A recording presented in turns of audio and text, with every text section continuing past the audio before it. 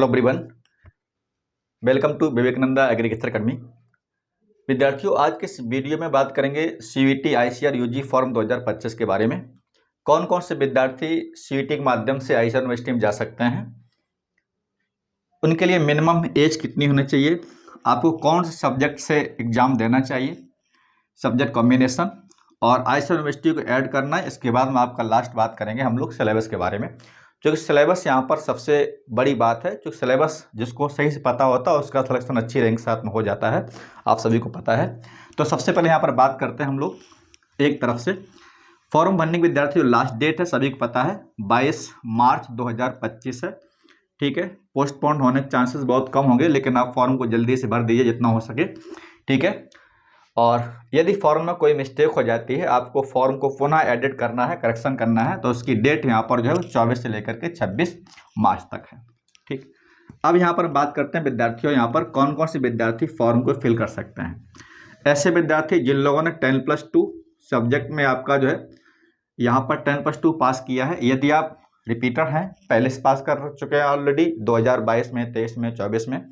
ठीक है, कई विद्यार्थी ऐसे होंगे हाल ही में जो 2025 में एग्जाम दे रहे होंगे, तो वही विद्यार्थी यहाँ पर पार्टिसिपेट कर सकते हैं यदि उनकी मिनिमम आयु 16 वर्ष तक है। यहाँ पर इनकी जो एज है स्टूडेंट्स, ये मिनिमम एज होनी चाहिए वो 16 ईयर होनी चाहिए। ठीक है, मिनिमम जो एज है इनकी जो है ये आपकी 16 साल हो जानी चाहिए। और ये जो 16 ईयर जो डेट है ये 31 अगस्त, ठीक, 31/8/2025 को कंप्लीट हो जानी चाहिए, मिनिमम इतने। हालांकि मैक्सिमम के यहाँ पर जो है प्रोस्पेक्टस में जो दिया है अभी उसमें कोई ऐसा संभव नहीं है कहीं भी लिखा हो, लेकिन कुछ यूनिवर्सिटी में दे रखा है कि मैक्सिमम एज 25 साल तक आप एग्जाम यहाँ पर दे सकते हैं। ठीक है, पर्टिकुलर हर यूनिवर्सिटी के लिए नहीं है, लेकिन कुछ यूनिवर्सिटी ऐसी हैं जहाँ पर 25 ईयर लिखा हुआ है। तो मिनिमम एज आपकी यहाँ पर इतनी होनी चाहिए, मैक्सिमम से यहाँ पर मतलब नहीं है। ठीक, और 25 साल में एग्जाम कौन देगा इस यूजी के एग्जाम के लिए। अब यहाँ पर बात करते हैं आपके यहाँ पर विद्यार्थियों सब्जेक्ट को लेकर के। कई विद्यार्थी फॉर्म को फिल करते टाइम उन्हें बड़ी कन्फ्यूजन होगी कि हम कौन सब्जेक्ट एग्जाम दें कि हम आईसीआर यूनिवर्सिटी में सभी में यहाँ पर जो है एलिजिबल हो सकें। अभी हाल ही में जो 2025 का सीयूईटी आईसीआर प्रोस्पेक्टस जो आया है, उस ब्राउचर में काफ़ी सारी चीज़ें चेंज हुई हैं पिछले साल तुलना में। कुछ चीज़ें बहुत अच्छी भी हैं, और जब भी कोई चेंजमेंट होता है किसी में, तो वो चीज़ किसी न किसी के लिए फ़ायदेमंद जरूर होती है, कुछ लोगों के लिए नुकसानदायक भी होती है। बात करें हम लोग बिहार में, तो बिहार यूनिवर्सिटी जो है आपकी बिहार एग्रीकल्चर यूनिवर्सिटी सबौर में, उसमें आप किसी भी सब्जेक्ट से एग्जाम दे सकते हैं सीयूईटी वाला। यानी आप सीटिंग माध्यम से आईसीआर और आईसीआर से अपने स्टेट में आप जा सकते हैं। अभी तक क्या था, कॉम्बिनेशन उतना अच्छा नहीं था। यदि आपने जैसे बीसीसी में जो बच्चे जाते हैं बिहार वाले, वो यहाँ पर PCB, PCM, PCA, MBA, MCS exam देते थे। सेम वही सब्जेक्ट आप यहाँ भी चूज कर सकते हैं, कोई दिक्कत की बात नहीं है। लेकिन सबसे बड़ा यहाँ पर बात ये है विद्यार्थियों कि जो आप यहाँ पर सब्जेक्ट की बात कर रहे हैं, यदि वो सब्जेक्ट आपका 10+2 में है, यानी जो आपने क्लास 12 पास किया है या आप कर रहे होंगे, ठीक है, 10+2 में आप कर रहे होंगे, इसमें वो सब्जेक्ट आपका होना बहुत ज़रूरी है। ये बात ध्यान रखिएगा। कई यूट्यूबर, कई विद्यार्थी गलत कर देते हैं, गलत बता भी देते हैं कि आप जा सकते हो, कोई दिक्कत नहीं है, लेकिन आईसीआर यूनिवर्सिटी अभी आपको बाहर कर देता है। अभी कई ऐसे बच्चे बाहर हो चुके हैं, जैसे मैं बात करूँ राजस्थान में बहुत स्ट्रिक्ट यूनिवर्सिटी हैं कई, जो एबीसी वाले बच्चों के लिए तभी लेंगे यदि आपका 10+2 में एसीबी एग्रीकल्चर सब्जेक्ट था आपका। तात्पर्य कहना कि हमारा ये है, अगर 10+2 सब्जेक्ट आपने पीसीबी से पास किया है, बायोस मोस्टली, जैसे यूपी की बात करते हैं या राजस्थान एमपी में पीसीबी, कई विद्यार्थी उसको एडिशनल में पीसीएम भी पास कर लेते हैं, या फिर आपने मान लो पीसीएम से पास किया है।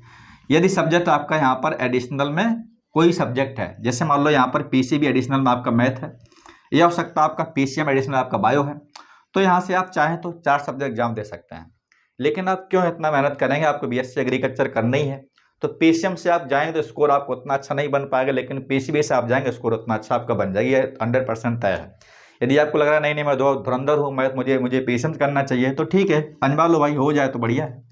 ठीक है, मेरा मतलब है सही सलाह देना आपको। ये सब्जेक्ट आपका यहाँ पर 4 सब्जेक्ट से है, पीसीएम भी आपने 10+2 पास किया है, तो एग्जाम विद्यार्थी आप पीसीबी से करिएगा, ताकि यहाँ पर चूंकि मैथ तुलना बायो वाले बच्चे जल्दी क्वेश्चन कर लेंगे।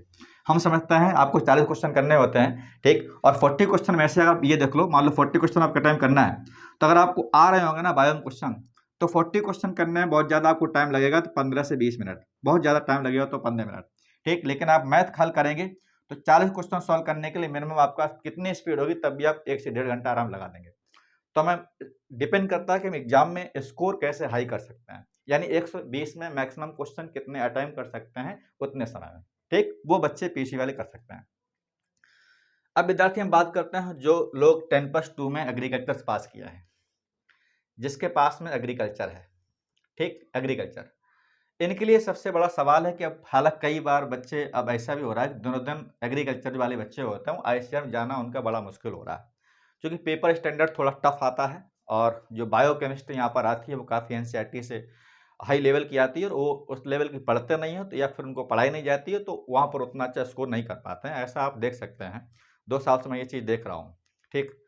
तो ये विद्यार्थी अपने स्टेट पर भी ढंग से फोकस करें, ताकि आप करना एग्रीकल्चर है तो आप अपने स्टेट निकल जाइएगा, वहाँ पर आपकी फुल बपौती होती है, कोई दिक्कत नहीं है, ठीक है, सिंपल पेपर आता है। लेकिन आप आईसीआर जाना चाहते हैं एग्रीकल्चर वाले बच्चे, तो इनके लिए यहाँ पर जो सब्जेक्ट है वो एसीबी है।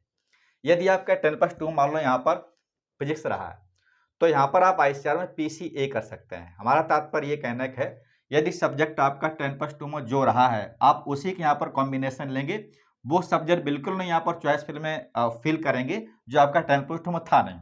अब जैसे मान लो इंटर आपने पीसीबी पास किया, आपने यहाँ पर भर दिया पीसीए, ठीक, आप आईसीआर में स्ट्रीम नहीं जा पाओगे, 1 साल आप गैप हो जाएगा, ध्यान रखिएगा।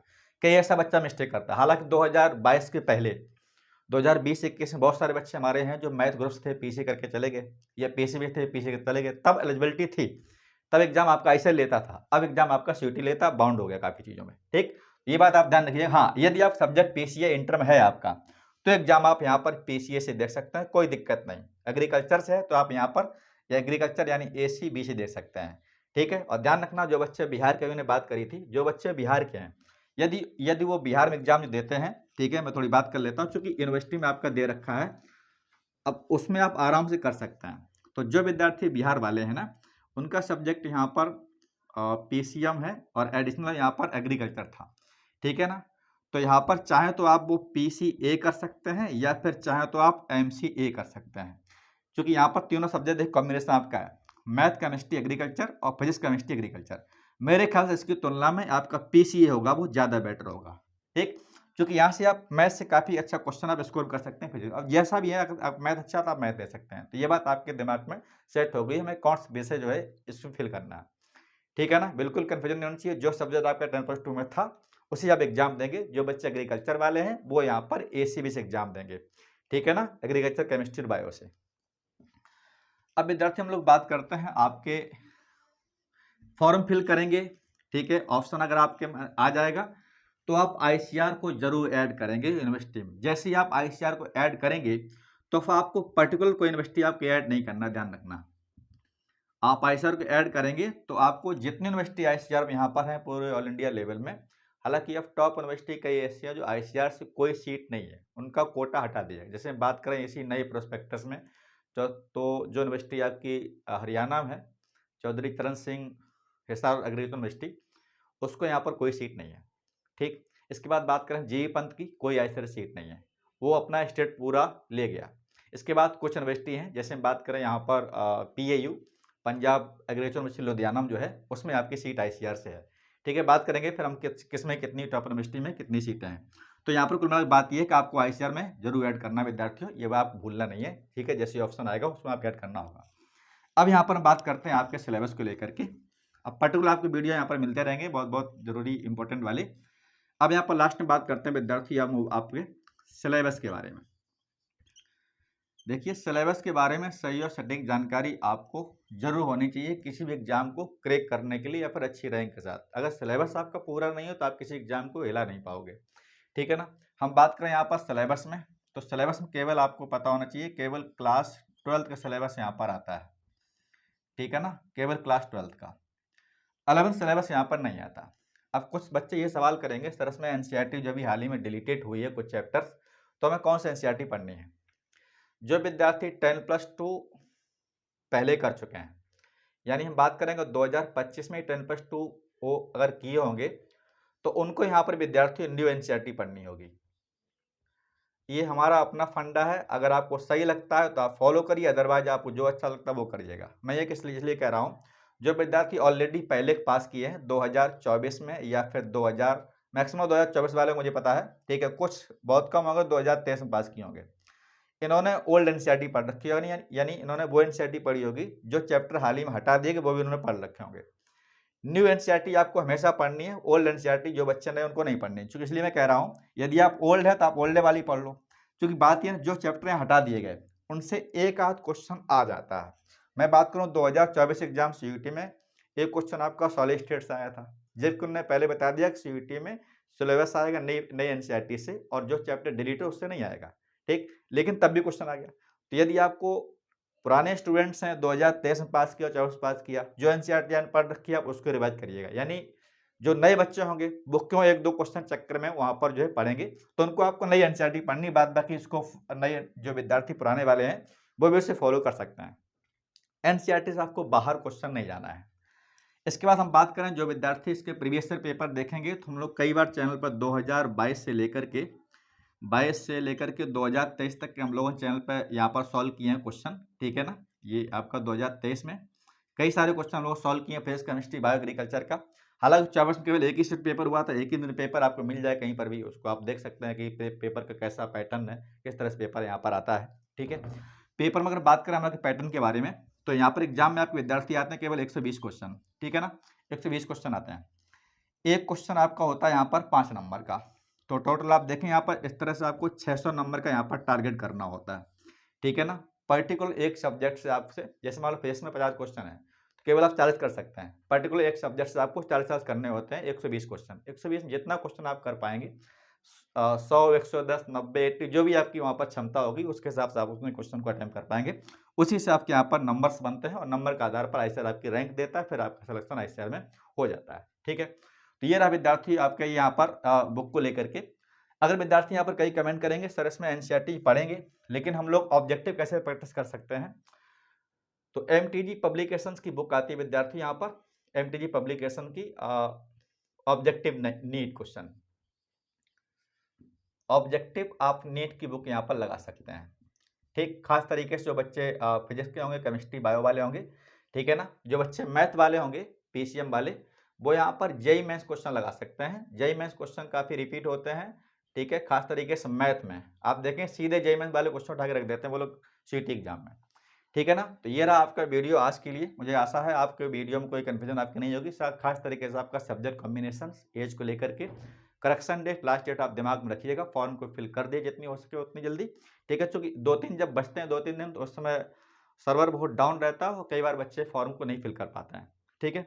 जो विद्यार्थी हाल ही में भी जो है 10+2 2025 में ही बोर्ड एग्जाम खत्म करेंगे, ठीक है ना, तो अभी हम लोग उनके लिए बहुत ही फास्ट डिवीजन वाला एक बैच ला रहे हैं, क्रैश कोर्स 2025 के लिए, ठीक है ना। ये जो क्रैश कोर्स है विद्यार्थी मैं प्रॉपर वीडियो बना दूंगा, इसका लिंक आपको नीचे मिल जाएगा। जो लोग केवल सीयूटी एग्जाम देंगे, पीसीएम, पीसीबी और पीसीए या फिर सीबीए ग्रुप से केवल सीयूटी एग्जाम को टारगेट करेंगे, उनके लिए यहाँ पर केवल आपका ये 699 केवल क्रैश कोर्स है ऑनलाइन में, ठीक है ना। और सीयूटी के साथ जो लोग बीसीसी एग्जाम देंगे, बीसीईसी, ठीक है, तो सीयूटी प्लस बीसीसी दोनों किसका जो है वो आपका 999 में केवल है, ठीक है ना। ये बैच हम लोग ला रहे हैं और ये बैच हमारा स्टार्ट हो जाएगा विद्यार्थियों 20 मार्च से, क्योंकि बीच में कई छुट्टियां होली में निकल जाएंगी, तो यहाँ पर हम लोग 20 मार्च पूरा बैच आपका रन कर देंगे, ठीक है। 2 टाइम बैच चलाएंगे, सुबह शाम धुआंधार, आप इसमें जो है पार्टिसिपेट कर सकते हैं, अच्छे रैंक से आप सिलेक्शन ले सकते हैं। आशा करते हैं वीडियो आपको अच्छा लगा होगा, अच्छा लगा इसे लाइक और शेयर करिएगा। फिर मिलते हैं अगले वीडियो में नई जानकारी से, तब तक के लिए इतना ही, बहुत बहुत धन्यवाद, थैंक यू।